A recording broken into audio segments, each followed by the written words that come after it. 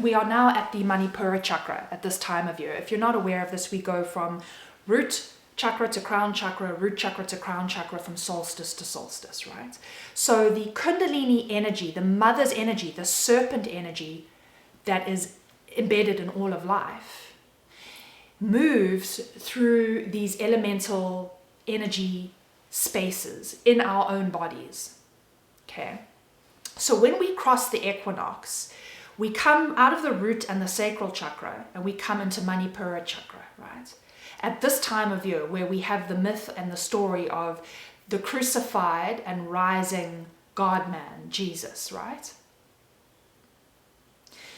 Because what happens when we're at the root and the sacrum is the emotional body, right? And we've had a lot of feelings and we're in the emotional self. And as we hit manipura, we're crossing over the equinox point and we're coming out of the darkness and into the light, out of unconsciousness into consciousness. So we're becoming aware of, it's the first time sight is coming over the self, and we're becoming aware of what's been happening in us for the last few months and where our emotional needs are not being met.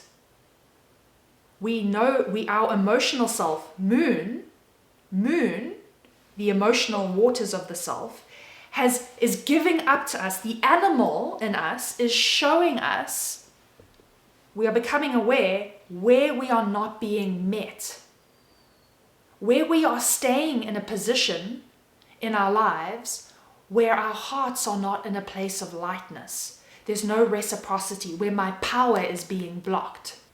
So Manipura chakra is also the place of personal power, right? It's your power. So, and it's also the element of fire. So the waters of the emotional self, the sacral, have moved up energetically. And at this time of year, we are seeing what is blocking our personal power. Where can we not just move in our instincts, in our naturality, in our authenticity? Where am I having to hide myself? Diminish myself? Where am I being blocked and not received? Where is there just not ease? That's what needs to be crucified. So a lot of people from Christian fundamentalism, we learn about, dying to self.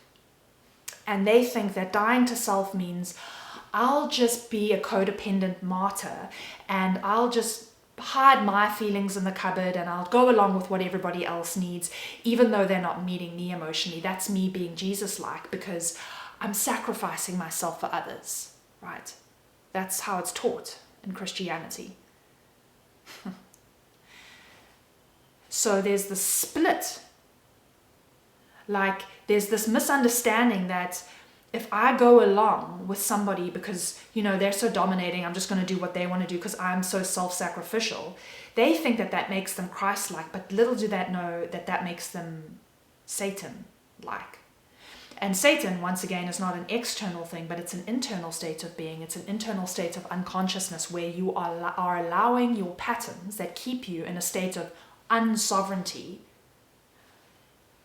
to keep playing out. So if you are in a state where you are not being met with emotional reciprocity, you can't speak freely, you can't be your authenticity, you can't just move in your power freely and just have somebody or any situation accept that, you are choosing to be in a situation then that is keeping your energy and your ability for Christ consciousness expansion at bay. It's suppressing it. So I'm going to just show you these old images here from ancient Kemet. Here you see Anubis weighing the soul, right? And the heart is weighed against a feather. And it's these scales that we are looking at this time of year alchemically. What is not keeping your heart in a state of lightness? What doesn't make your heart feel light? I stayed in a marriage where everything was so heavy, but I had a misunderstanding that I had to somehow do the emotional labor of this marriage, that I had to just stick around because, they're not in such a good place and it's my responsibility. I'm a good person for sticking around when somebody can't meet me where I need to be met. Right? I'm going to keep out because I'm so selfless. I'm dying to self. No ways. I was not dying to self. That's not the self Jesus is talking about when he's saying die to the self. He's saying die to the false self. Die to the self who stays in the room with something that doesn't meet you in your authenticity and your emotional needs.